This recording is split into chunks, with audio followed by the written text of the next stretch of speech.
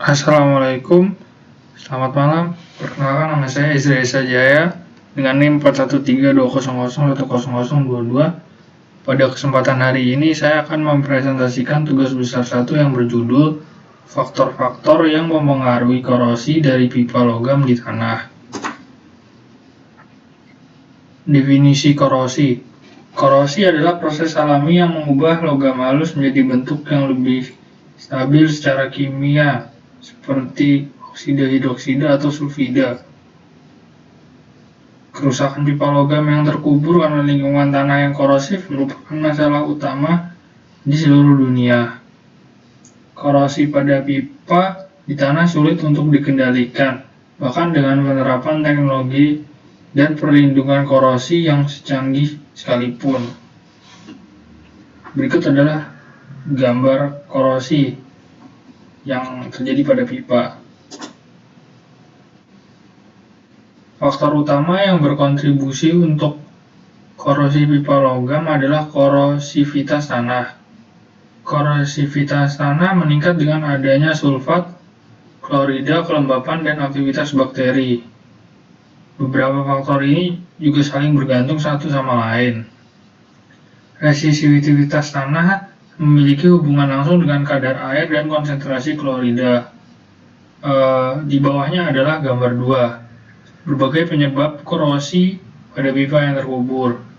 Selanjutnya di gambar 3 adalah faktor kunci yang mempengaruhi korosi eksternal dari pipa yang terkubur.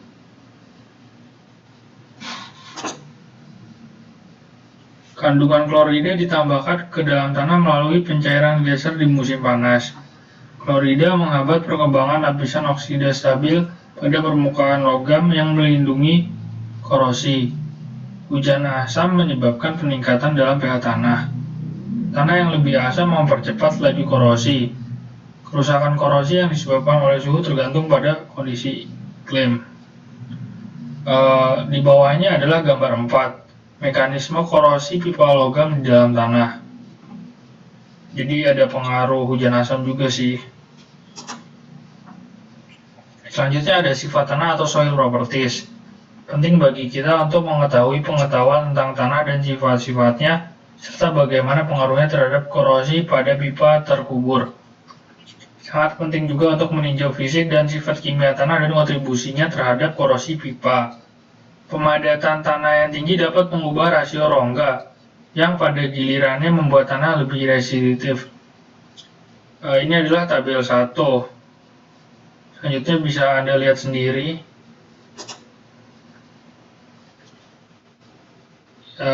Perilaku korosi pipa yang dikubur dapat dipengaruhi oleh sifat kimia tanah. Unsur kimia yang menyebabkan korosi antara lain natrium, kalium, kalsium, magnesium, dan yang lainnya.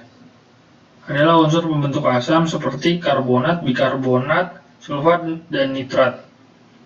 Konduktivitas arus listrik korosi sangat tergantung pada garam terlarut dan kadar air tanah. pH adalah ukuran alkalinitas atau keasaman tanah yang merupakan logaritma dari kebalikan konsentrasi hidrogen. Kenetralan suatu tanah ditunjukkan dengan pH 7. Selanjutnya ada sifat tanah atau soil properties. Ini adalah rumusnya. R sama dengan rho L per A, keterangan. Rho sama dengan berat jenis, L sama dengan panjang jalur listrik, A sama dengan luas penampang elektroda. Pengaruh metode pembuatan pada korosi pipa besi yang terkubur. Metode pembuatan pipa besi ini memainkan peran penting dalam memahami mekanisme korosi pipa-pipa ini di tanah untuk memprediksi korosi dan untuk mengembangkan bahan dan teknik ketahanan korosi. Selanjutnya ada besi cor atau cast iron.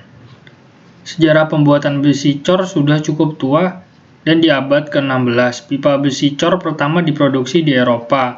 Pipa besi cor rapuh karena tekstur grafit palsu yang membedakan pipa ini dari pipa baja dan pipa ulet. Bentuk dan ukuran grafit bertanggung jawab atas sifat mekanik besi cor yang bergantung pada proses pembuatannya. Struktur mikro dari gips pipa besi dapat berupa ferritik, besi 100%, atau dapat berupa perlit, yang merupakan kombinasi perlit dan besi karbida.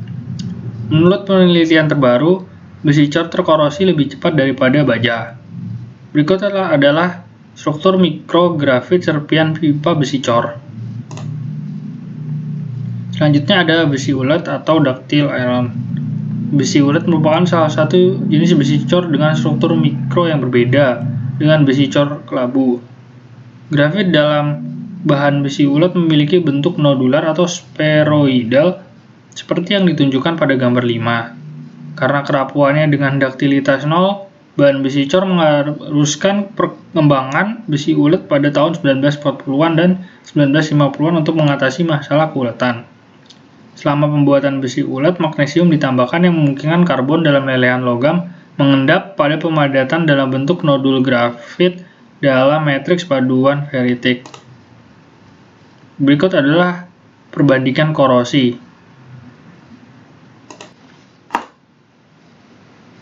Korosi kegagalan oleh pipa besi cor. Bagian ini mencakup analisis kegagalan pipa yang terkubur di dalam tanah, khususnya pipa besi tua. Modus kegagalan pipa besi cor yang disebabkan oleh korosi yaitu ledakan dan perforasi. Jadi dibagi menjadi dua, blowout holes atau lubang ledakan. Korosi dapat memainkan peran penting dalam kegagalan mekanis pipa yang terkubur. Efek gabungan dari korosi dan tekanan air internal dapat menyebabkan kegagalan pipa dalam bentuk lubang ledakan. Pada awalnya, reaksi korosi lokal dinding pipa mulai menipis sampai titik atau lubang muncul di dalamnya.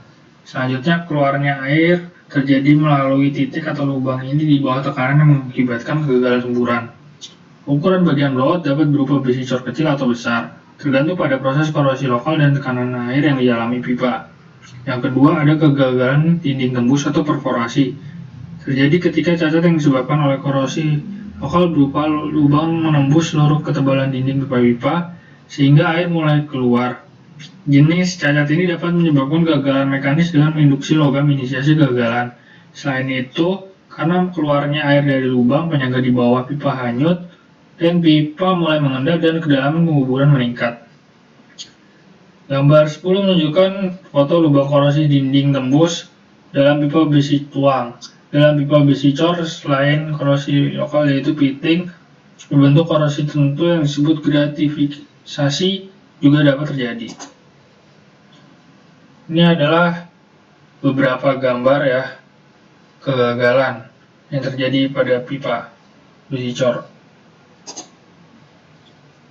Selanjutnya ada perbandingan korosi.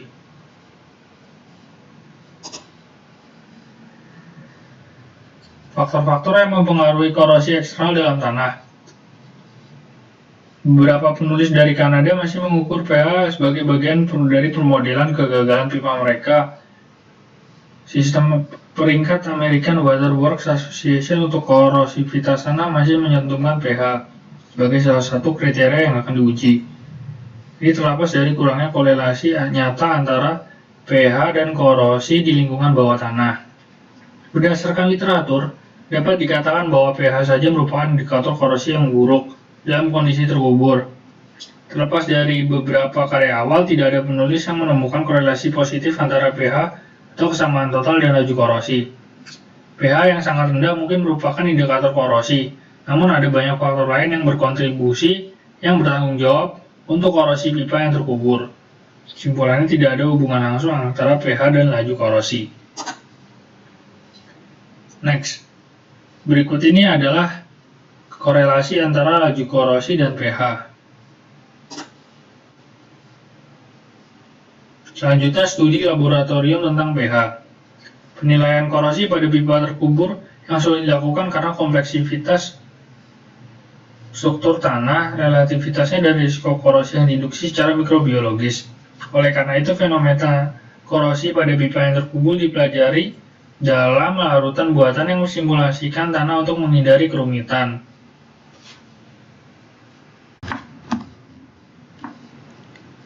Teknik spektroskopi impedansi elektronika yang digunakan untuk mempelajari elektrokimia plat yang tidak dilapisi dan luas yang terungkap dari dua solusi. Media referensi larutan NaCl 3% dan larutan tanah simulasi.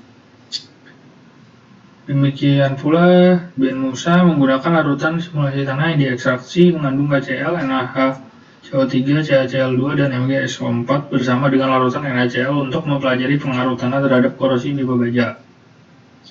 pH dari sintetis yang dihasilkan adalah 8–8,5 dan kupon baja direndam dalam larutan simulasi untuk studi spektroskopi impedansi elektronikimia.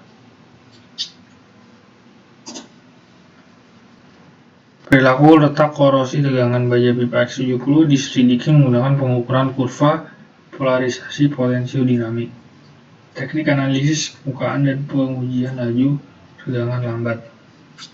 Dalam studi lain, Liu et al. Menyelidiki pengaruh inklusi pada inisiasi letak korosi tegangan baja pipa X70 dalam larutan tanah asam pH rendah menggunakan pengujian laju tegangan lambat, penilaian mikroskop elektron, dan teknik sinar X dispersi energi. Mereka tidak menemukan inisiasi letak korosi tegangan pada baja X70 di bawah polarisasi anodik. Selanjutnya adalah moisture content atau konten kelembapan. Kadar air tanah memainkan peran utama dalam korosi pipa besi. Pada korosi pipa logam besi yang terkubur sampai batas tercapai di mana penurunan laju korosi terjadi. Beberapa peneliti telah menyelidiki pengaruh kadar air pada korosi logam besi yang terkubur.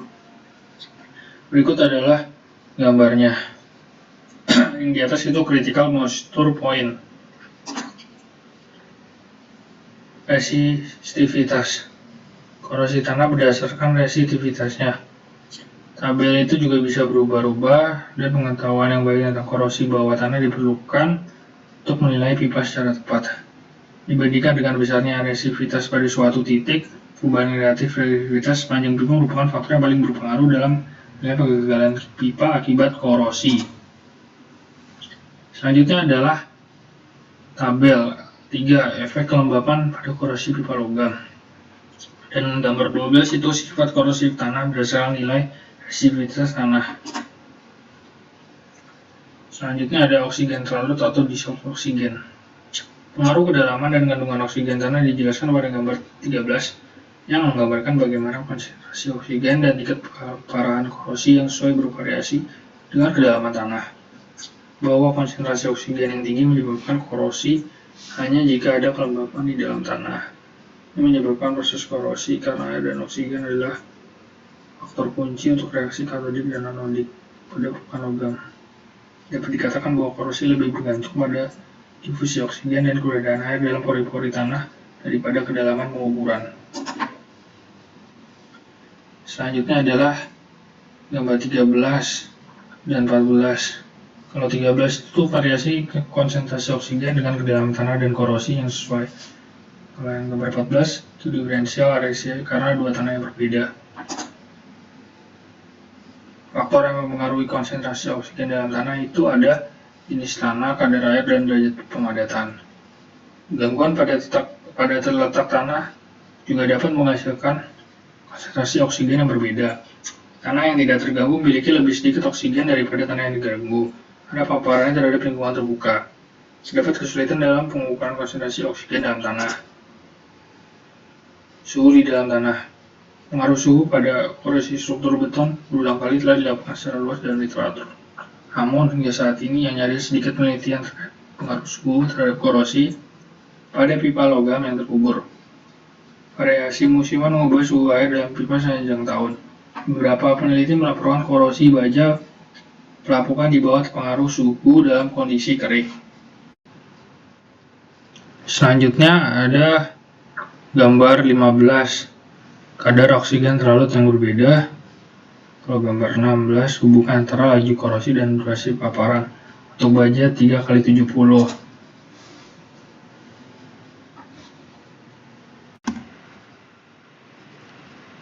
Selanjutnya bakteri di tanah. Korosi yang dipengaruhi secara mikrobiologis didefinisikan sebagai perubahan perilaku korosi material atau logam dengan adanya mikroorganisme. Bakteri menempel pada permukaan logam yang membentuk biofilm yang mendegradasi permukaan logam dengan mengubah karakteristik fisik dan kimianya karena aktivitas biokimia yang terkait dengan metabolisme, pertumbuhan, dan reproduksinya.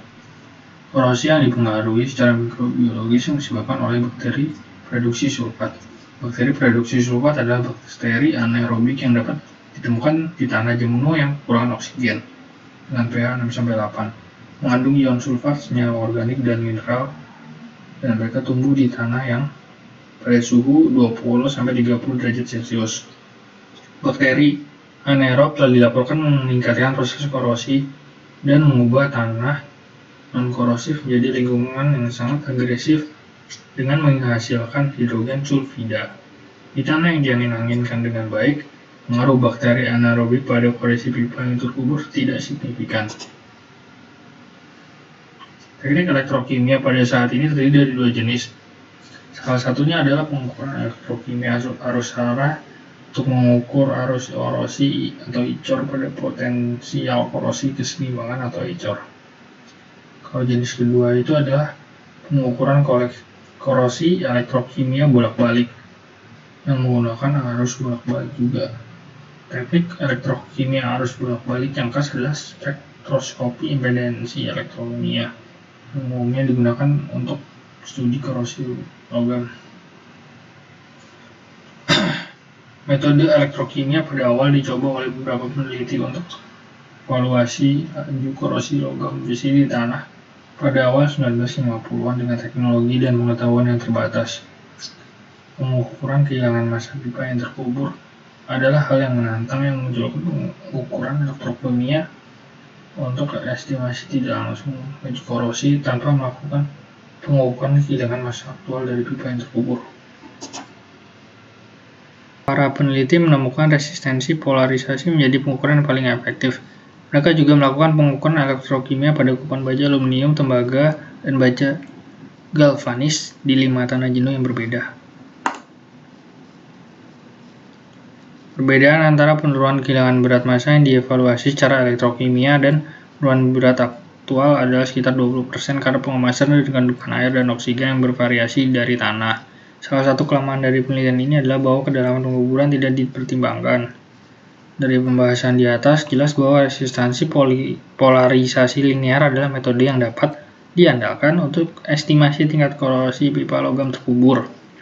Oleh karena itu, dapat digunakan sebagai alat pemantauan korosi untuk penelitian saat ini. Jadi ini lumayan akurat sih. Selanjutnya, penelitian yang berkaitan dengan efek jangka panjang dari bakteri produksi sulfat pada korosi pipa logam yang terkubur di tanah asli telah dibatasi. Oleh karena itu, ada kebutuhan untuk studi laboratorium pada tanah nyata untuk menyelidiki efek dari berbagai pH, menjaga faktor-faktor lain tetap konsisten. Lalu ada efek gabungan dari kadar air, pH, dan resistitivitas yang sesuai yang menggabungkan aerasi diferensial menggunakan penutup tanah pada korosi pipa logam besi yang terkubur. Masih perlu diselidiki secara mendalam karena adanya celah yang jelas terkait dengan penelitian tersebut. Kesimpulan, teknik proteksi korosi seperti proteksi katodik banyak digunakan untuk pipa yang terkubur, namun pengaruhnya terhadap sifat mekanik pipa masih perlu dieksplorasi lagi. Selanjutnya, efek korosi pada sifat mekanik seperti ketangguhan patah dari pipa yang terkubur di lingkungan tanah perlu ditangani dalam penelitian masa depan yang berkaitan dengan efek jangka panjang dari bakteri produksi sulfat pada korosi pipa logam yang terkubur di tanah asli juga telah dibatasi. Berikut adalah daftar pustakanya. Sekian dan terima kasih.